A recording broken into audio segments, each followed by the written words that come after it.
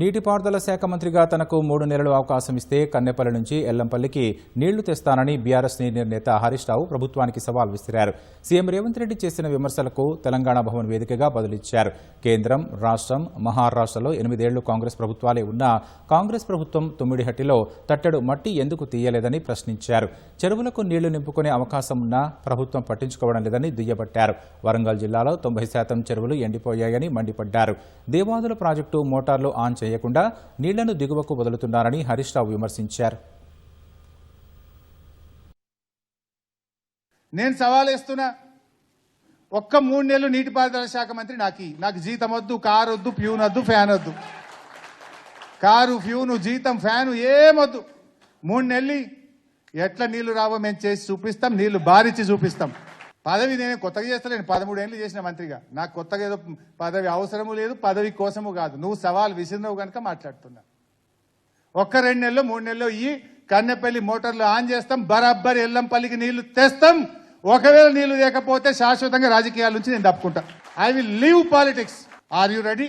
మేడిగడ్డ దగ్గర ఒక చిన్న రబ్బర్ డ్యామ్ వేసుకొని మోటార్లు ఆన్ చేయొచ్చు, కాళేశ్వరం నీళ్లు వాడుకోవచ్చని ఇంజనీర్లు ఒక రిపోర్ట్ ఇచ్చిండ్రు.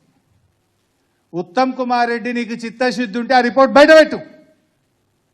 ఎందుకు దాచిపెడుతున్నావు ఆ రిపోర్ట్ ఇచ్చిన ఈఎన్సీని వారం తిరగకుండానే ట్రాన్స్ఫర్ చేసి బెంచ్ మీద కూర్చోబెట్టి పోస్టింగ్ ఇవ్వకుండా ఆ ఈఎన్సీని మీరు రిటైర్ చేసిండ్రా లేదా నేను సూటిగా అడుగుతా ఉన్నా.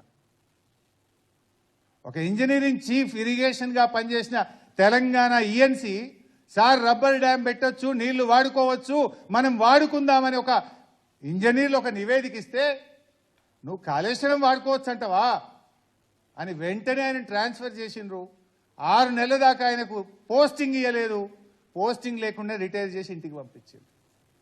అంటే ఇంత పగ మీకు కాళేశ్వరం మీద, మీకు ఇంత ప్రతీకారం. మీకు రేవంత్ రెడ్డికి బాగా తెలుసు 99% కాళేశ్వరం ఇంటాక్ట్ ఉందని నీకు తెలుసు గనుకనే మల్లన్న సాగర్ నుంచి 8,000 కోట్లు పెట్టి మూసికి నీళ్ళు తెస్తున్నావు.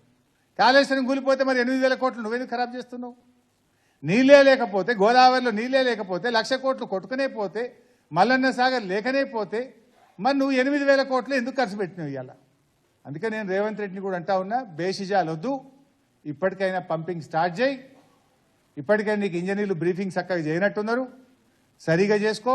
వాన వల్లేదు, నీళ్ళు ఎక్కడి నల్ల వస్తాయి కదా బిందె నింపుడని కాదు. వాన పడకుండా అది 88,000 క్యూసెక్కులు పోతున్నాయి.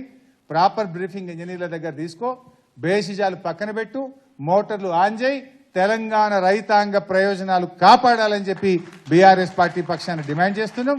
చర్చ పెట్టవా పెట్టు, ఎప్పుడు ఎక్కడ శాసనసభ వేదికైనా ఏ వేదికైనా మేము చర్చకు సిద్ధం. జై తెలంగాణ.